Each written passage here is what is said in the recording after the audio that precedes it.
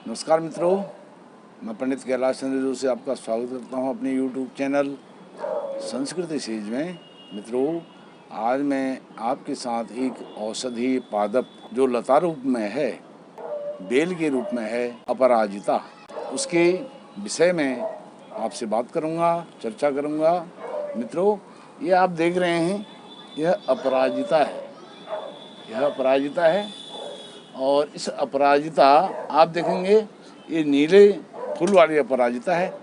विशेषकर यह दो प्रकार की होती है अपराजिता, दो प्रकार की, एक तो नीले फूल होते हैं, एक में सफ़ेद फूल होते हैं। यह नीले फूल वाली है। इस अपराजिता का, इसके कई अनेक नाम हैं, पर्यायवाची नाम हैं। आप यहाँ देख रहे होंगे बहुत सारे फूल खिले हुए हैं और इसको मैंने इस रूप में इसको दिया है, एक रूप देने की कोशिश करी है। और इस अपराजिता का जो यह लता है, पादप है, यह 1 साल पुराना है। अभी गर्मियों में जब यह काफ़ी क्षीण हो गया था गर्मी से, फिर मैंने इसकी कटिंग करी और इसमें एक जो गमला है, गमले में एक PVC पाइप इसमें गाड़ दिया, इसके अपराजिता के ही पास में, कम से कम 5 फीट का। और उसके ऊपर मैंने एक टूटी हुई छाता थी जिसका कपड़ा ख़राब हो गया था। ये आप देख रहे हैं, छाते के सीख हैं, ये 8 सीख हैं। ये छाते के सीख जहाँ जहाँ निकल रहे हैं, वहाँ वहाँ अपराजिता की यह बेल, लताएं उधर को जा रही है। बहुत सारे इसमें फूल खिले हुए हैं। यह अपराजिता है। अपराजिता का और नाम है शंख पुष्पी भी इसको कहते हैं, योनि पुष्पा भी इसको कहते हैं, भग पुष्पी भी कहते हैं। इसके अनेक नाम हैं। और विष्णुकांता, विष्णुकांता भी कहते हैं। विष्णुकांता अर्थात लक्ष्मी जी। और विष्णु प्रिया भी हम इसको कह सकते हैं, हरि प्रिया भी कह सकते हैं। यह बहुत सुंदर बेल है। यह औषधि गुणों से भरपूर है।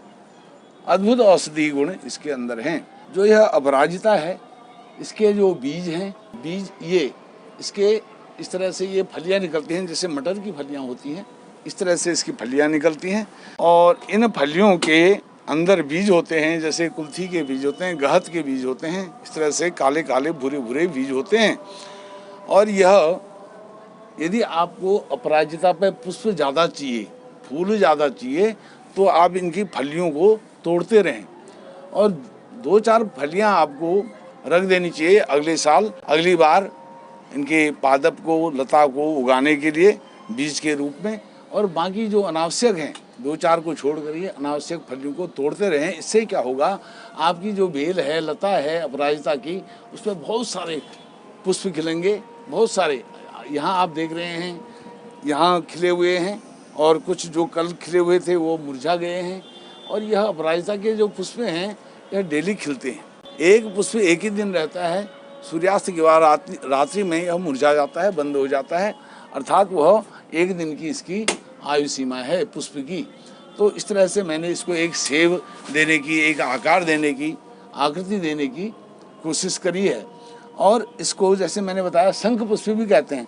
मैंने इसको एक शंख का आकार देने की भी कोशिश करी है। नीचे से यहाँ पर काफ़ी चौड़ा है और ऊपर ये फिर संकरा होता है, पतला होता है, और ऊपर जा कर के फिर ये 8 दिशाओं में, जो हमारी 10 दिशाएं होती हैं बेसिकली, लेकिन 8 दिशाओं में यह फैल रहा है। और 10 दिशाएं होती हैं, एक नीचे को होती है दिशा और एक ऊपर ऊर्ध्व में होती है। इस तरह से 10 दिशाओं का मैंने इसको प्रतीक बनाने की कोशिश करी है।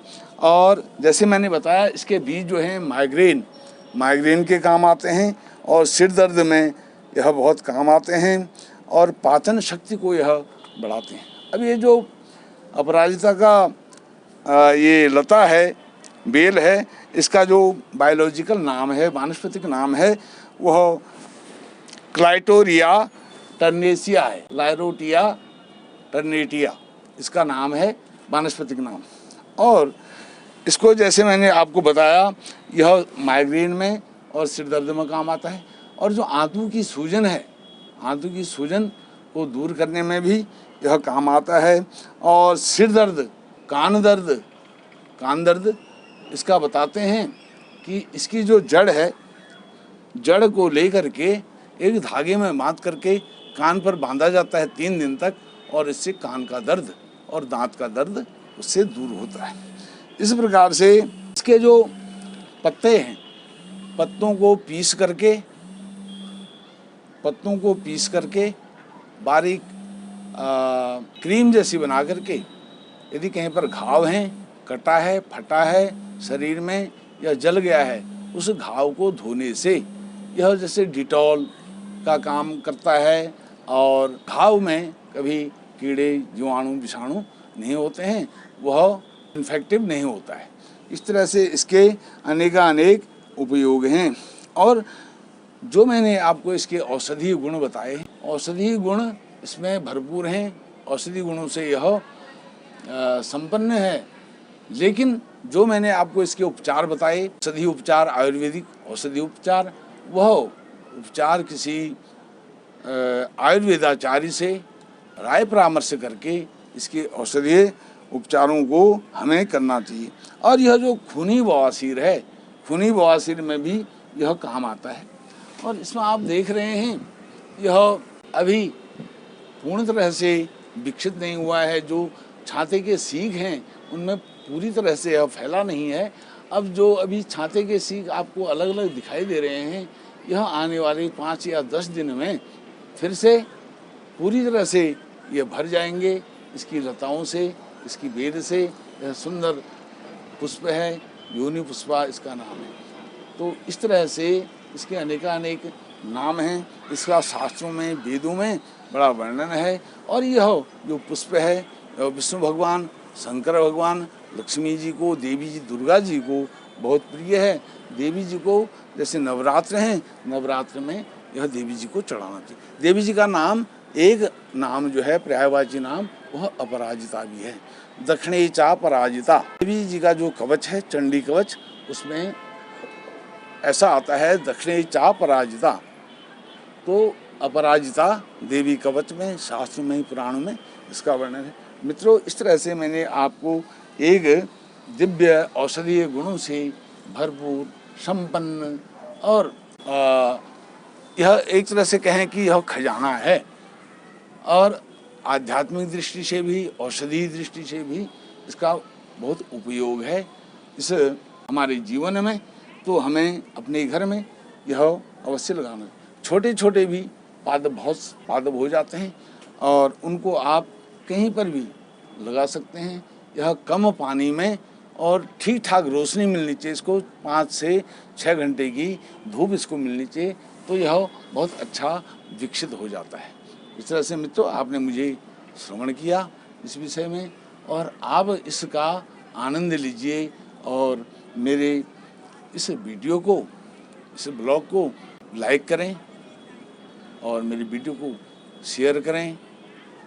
यह आपको कैसा लगा, इसमें आप कमेंट करें। मेरे चैनल को सब्सक्राइब जरूर करें और आपको मेरी आगामी वीडियोस की नोटिफिकेशन सबसे पहले प्राप्त हो, इसके लिए आप बेल आइकन दबा करके ऑल सेलेक्ट करना ना भूलें। आपका बहुत बहुत धन्यवाद। नमस्कार।